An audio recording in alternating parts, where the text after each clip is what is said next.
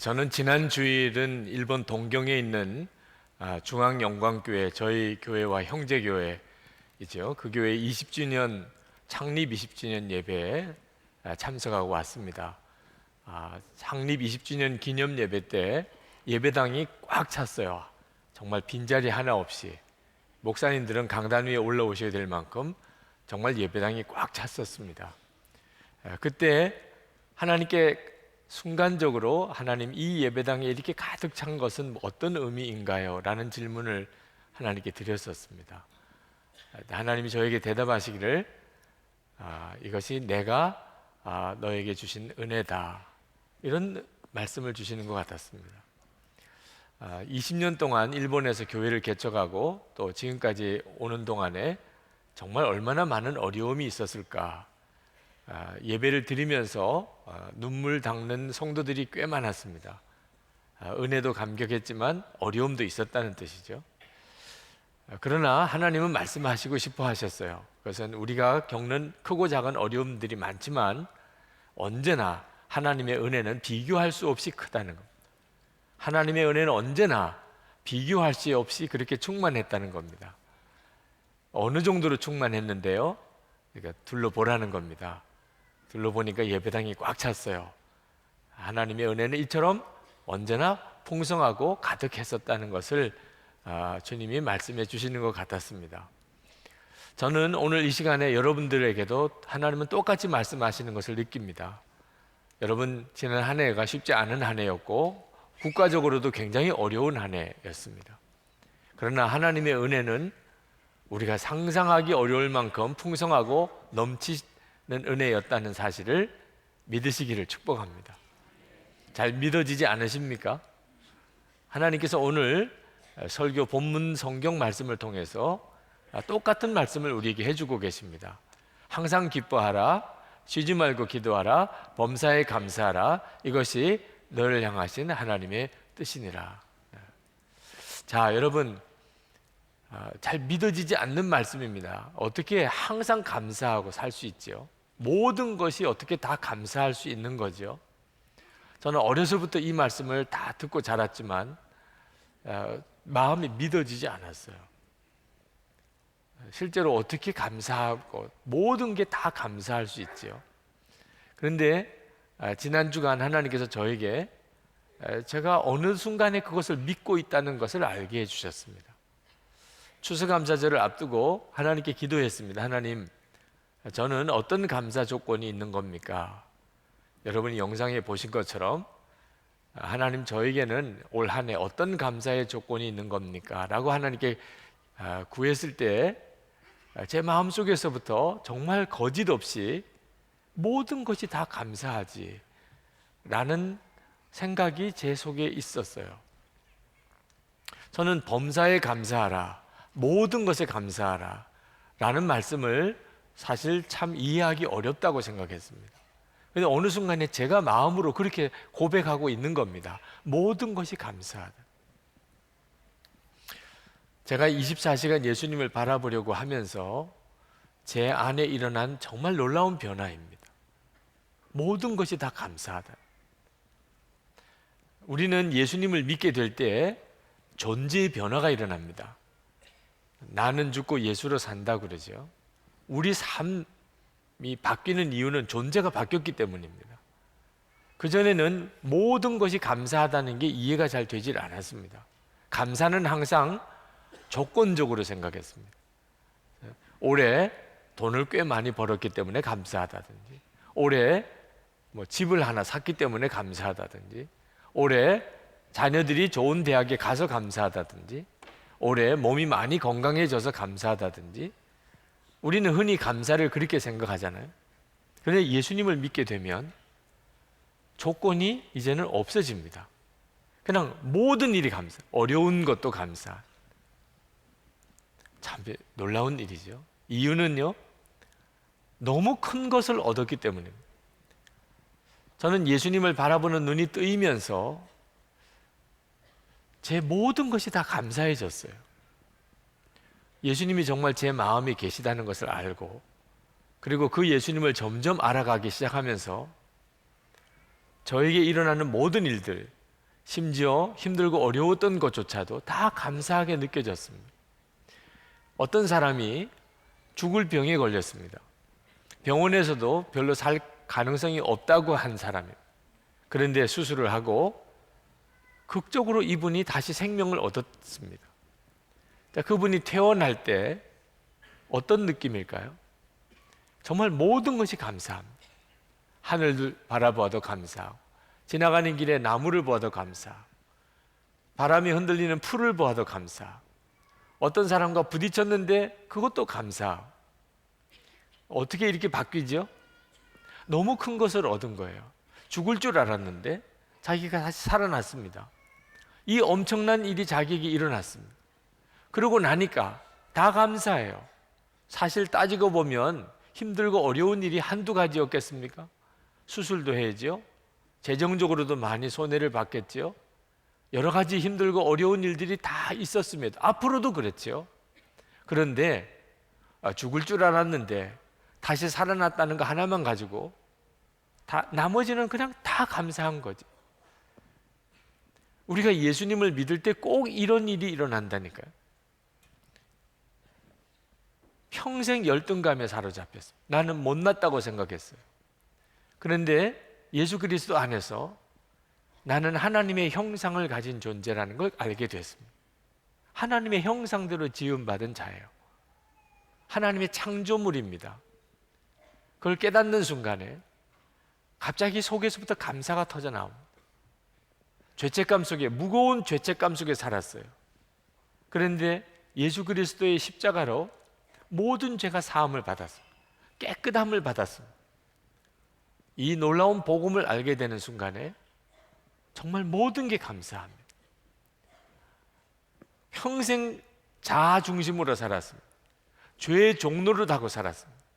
그런데 그런 나 자신이 예수님과 함께 십자가에 죽고 이제는 예수님이 내 안에 오셔서 내 생명이 되시고 내 주님이 되셨어요.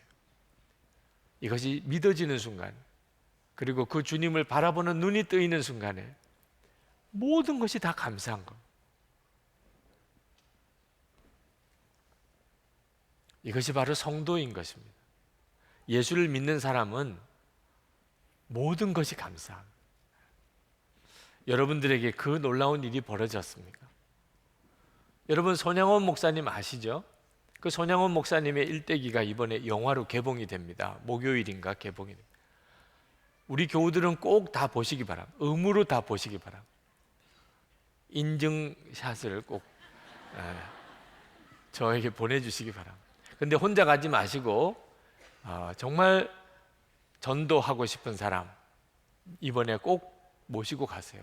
내가 영화 보여주고 싶다. 그리고 밥도 사주고 싶다. 그리고 영화 보러 가세요. 이보다 더 좋은 전도 영화는 없습니다. 도대체 예수 믿는 게 뭔데? 하나님의 그 영광을 그 영화 속에서 정말 잘 드러내고 있습니다. 손양원 목사님이 공산당 청년이었던 안재선이 주동으로 하는 그 공산당 무리들에게 두 아들을 잃었습니다. 그러나 두 아들을 죽인 그 안재선을 용서하고 사랑하고 양자 삼았습니다. 처형되기 직전에 양자 삼아서 그 다음부터는 정말 아들로 사랑하고 그리고 부흥회 때마다 데리고 다니고 그렇게 길렀습니다.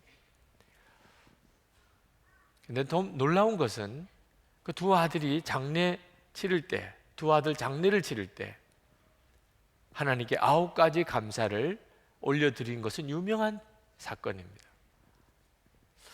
어떻게 그럴 수가 있죠? 두 아들이 순교했는데 그날 한 가지도 아니고 9가지나 하나님께 감사의 제목이 생각이 났습니다.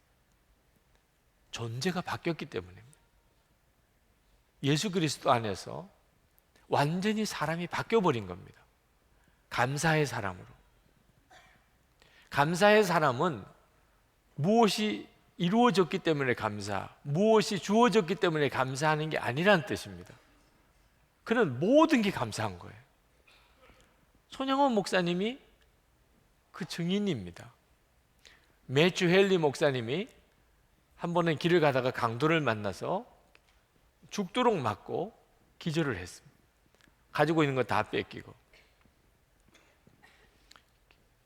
깨어나 보니까 길에 자기가 그렇게 쓰러져 있습니다.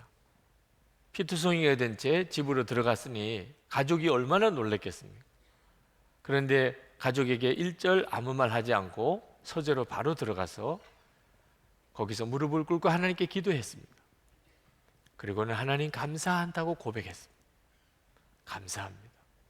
제가 생명이 끊어지지 않고 이렇게 다시 가족을 만날 수 있게 된 것이 감사하고, 내가 도둑이 되지 않고 이렇게 도둑을 맞은 것에 대해서 감사하고, 내가 다 잃어버렸지만 영원한 천국의 축복은 잃어버리지 않은 것에 대해서 감사합니다. 정말 놀랍잖아요. 우리와 함께 계신 예수님께서 어떤 상황에서도 감사할 이유를 알게 해주십니다. 이것이 바로 예수 믿는 사람입니다. 시편 23편 1절에 보면 여호와는 나의 목자시니 내게 부족함이 없으리로다. 예수를 믿는 사람도 똑같은 고백을 합니다. 부족한 것이 없습니다. 여러분, 아직도 부족한 것이 있습니까? 여러분은 예수님을 그만큼밖에 바라보지 못하고 있기 때문입니다. 예수님이 나의 목자이신 것을 알고 나면, 지금 주님이 나와 같이 계시고 그리고 나를 이끄시고 계시다는 것을 깨닫고 나면, 그러면 부족한 것이 없습니다. 그렇게 고백하게 됩니다. 부족한 것이 없다는 것은 그건 우리의 감사의 고백이죠. 모든 게 충분하다는 뜻. 그런 고백을 하는 사람이기 때문에 그는 고난의 길도 가는 것입니다. 고난의 길 속에서도 감사하는 것입니다. 다윗이 사울 왕에게 쫓기고 쫓기다가 짐승들이 사는 굴 속에 숨었습니다. 얼마나 마음이 비참했겠습니까? 그 굴 속에 들어가서 무릎을 꿇고 기도하는데 눈물밖에는 나오는 게 없습니다. 그리고 펑펑 울었어요. 밤새도록 울었습니다. 그런데 새벽녘쯤에 되어서 다윗의 마음속에 감사가 일어나기 시작했습니다. 이유는 여기서도 하나님이 함께 계시는구나. 기도를 해보면 다 압니다. 여러분, 기도를 해보면 주님이 함께 계시다는 것을 다 알게 되어 있습니다. 다윗이 그 짐승들이 사는 굴 속에 피해서 거기서 밤새도록 울면서 기도하다가 하나님이 여기에 나와 같이 계시구나, 그걸 알게 됐어요. 그리고는 그 눈물의 기도가 감사와 찬송이 됐습니다. 시편 57편 7절부터 11절입니다. 하나님이여, 내 마음이 확정되었고 내 마음이 확정되었사오니 내가 노래하고 내가 찬송하리이다. 내 영광아 깰지어다. 비파야 수금아 깰지어다. 내가 새벽을 깨우리로다. 주여, 내가 만민 중에서 주께 감사하오며 문나라 중에서 주를 찬송하리이다. 무릇 주의 인자는 커서 하늘에 미치고 주의 진리는 궁창에 이르나이다. 하나님이여, 주는 하늘 위에 높이 들리시며 주의 영광이 온 세계 위에 높아지기를 원하나이다. 여러분, 이 찬송이 짐승들이 사는 굴 속에 피해서 드렸던 찬송이에요. 그러니까 다윗은 완전히 존재 자체가 바뀐 사람입니다. 어떤 상황에서도 하나님은 그에게 감사의 조건을 알게 하시고 그리고 감사하게 만드신 겁니다. 하박국도 그랬습니다. 하박국 3장 17절 18절에 보면 비록 무화과의 나무가 무성하지 못하며 포도나무에 열매가 없으며 감람나무에 소출이 없으며 밭에 먹을 것이 없으며 우리의 양이 없으며 외양간에 소가 없을지라도 나는 여호와로 말미암아 즐거워하며 나의 구원의 하나님으로 말미암아 기뻐하리로다. 없으며 다 아무것도 없습니다. 근데 오직 하나님이 함께 하나님이 함께 계시는 것을 바라보게 되었습니다. 그러면 찬송하고 기뻐한다. 예수님을 믿는 사람은 당연히 그렇게 되는 거죠. 그래서 바울과 실라가 빌립보에 전도하다가 전도했다는 죄로 붙들려 들어가서 매맞고 그리고는 지하 감옥에 내동댕이 쳐졌습니다. 근데 한밤중에 바울과 실라가 마음에서부터 감사와 찬송이 일어나는 거예요. 그 상황에서도 말입니다. 왜? 주님이 함께 하시니까. 여러분이 이런 주 예수님을 믿으시잖아요. 여러분 안에도 이렇게 주 예수님이 계시잖아요. 그 예수님을 이렇게 바라보는 눈이 뜨이고 나면 그럼 나머지는 다 감사한 겁니다. 가평에 있는 생명의 빛 예배당에서 중국 목회자들 모임이 있어서 가서 설교를 했던 적이 있었습니다. 근데 제가 도착했더니 목회자들이 거기서 모임을 가지고 있었어요.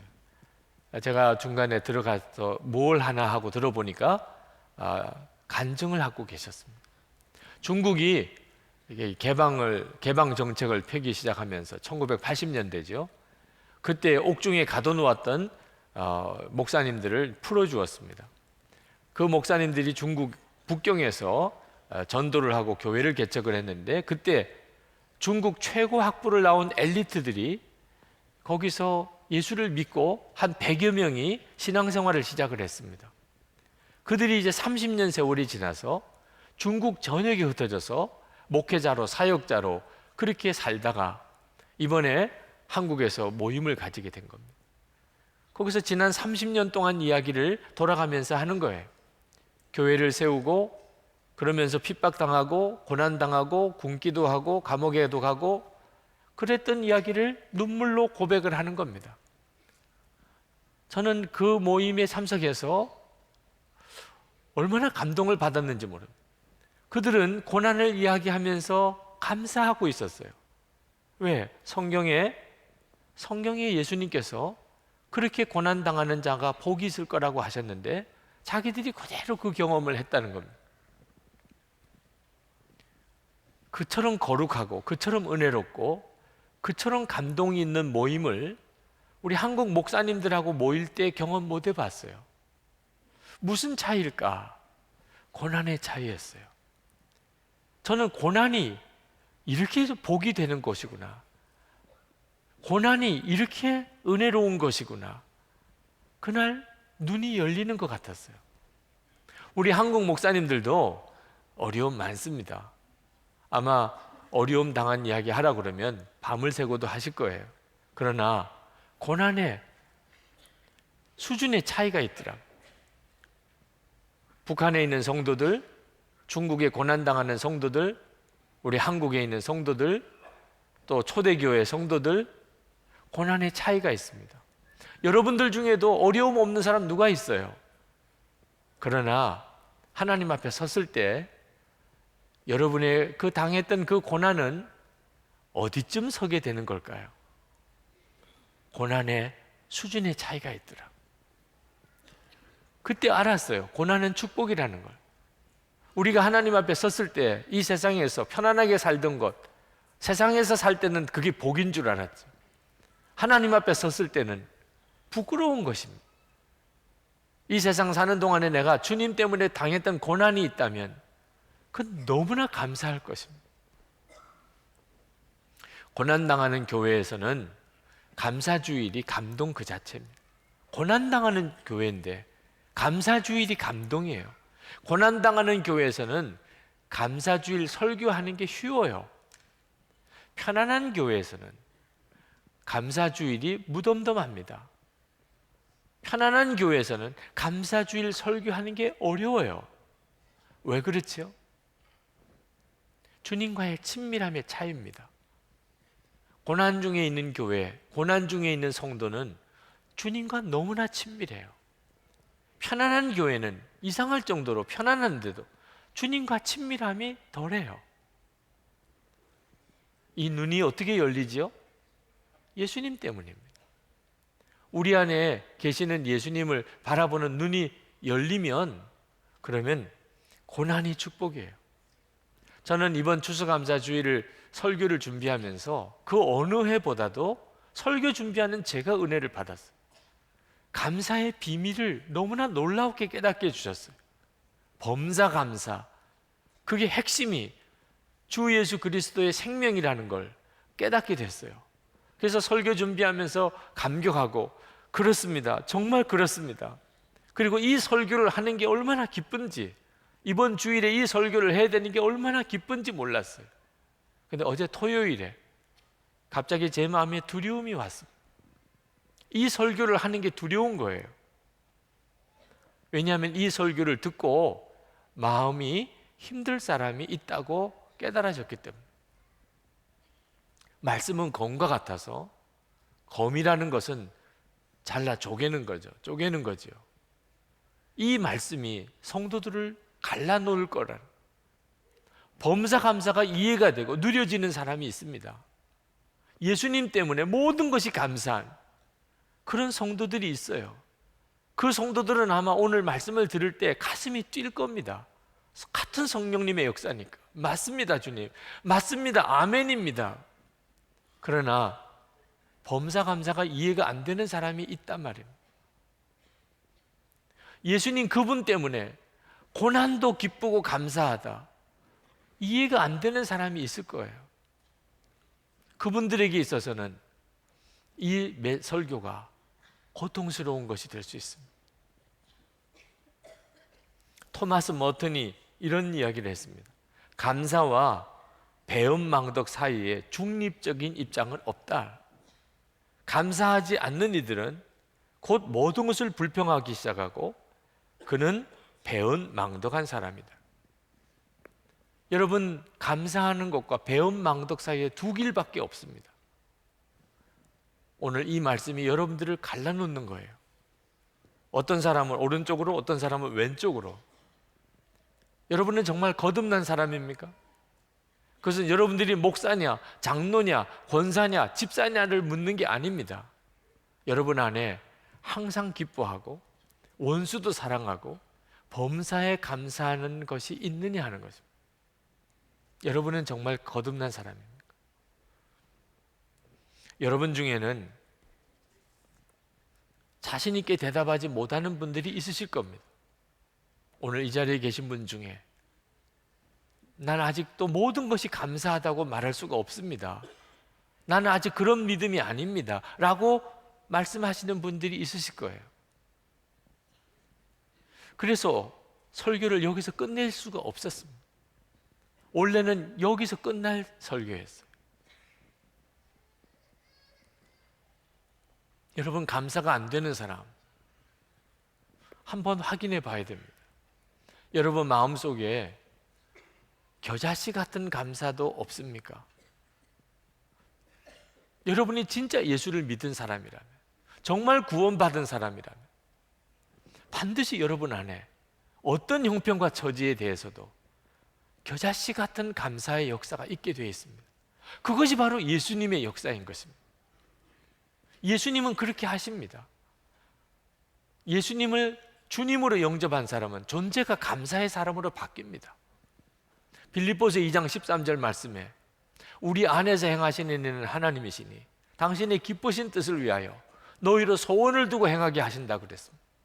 여러분, 범사에 감사가 되지 않는 사람이라도 나도 범사에 감사하는 사람이 되었으면 좋겠다, 그런 마음도 안 생기십니까? 만약에 그런 마음이 생긴다면 그건 하나님이십니다. 여러분 안에서 나도 범사에 감사하는 사람이 되어야 될 텐데 이런 마음의 소원이 생기는 것은 하나님이신 것입니다. 여러분이 그것을 붙잡으셔야 됩니다. 감사 훈련을 받으셔야 됩니다. 겨자씨만한 믿음이라도 있다면, 겨자씨만한 감사라도 있다면, 여러분이 감사의 훈련을 안 받았기 때문에 점점점 생명의 역사는 죽어가는 것입니다. 우리가 예수님을 바라보자고 하는 것은 감사의 훈련이기도 한 것입니다. 하나님이 우리에게 그걸 요구하시는 것은 우리의 인생을 뒤집기 위해서 그렇습니다. 감사로 모든 게 다 뒤집어집니다. 하나님은 여러분들이 얼마나 힘든 가운데 사는지를 아십니다. 그래서 감사를 자꾸 말씀하시는 겁니다. 감사하지 못하면 죽습니다. 감사하면 삽니다. 기적이 일어납니다. 오늘 이 시간 말씀과 함께 성령의 역사하심으로 여러분 안에 감사의 기적이 일어나기를 축복합니다. 주 예수님을 바라보는 눈이 열리면서 모든 게 다 감사하다고 고백하게 된 역사가 있기를 축복합니다. 우리 같이 기도하십시다. 은혜와 사랑에 충만하신 아버지 하나님,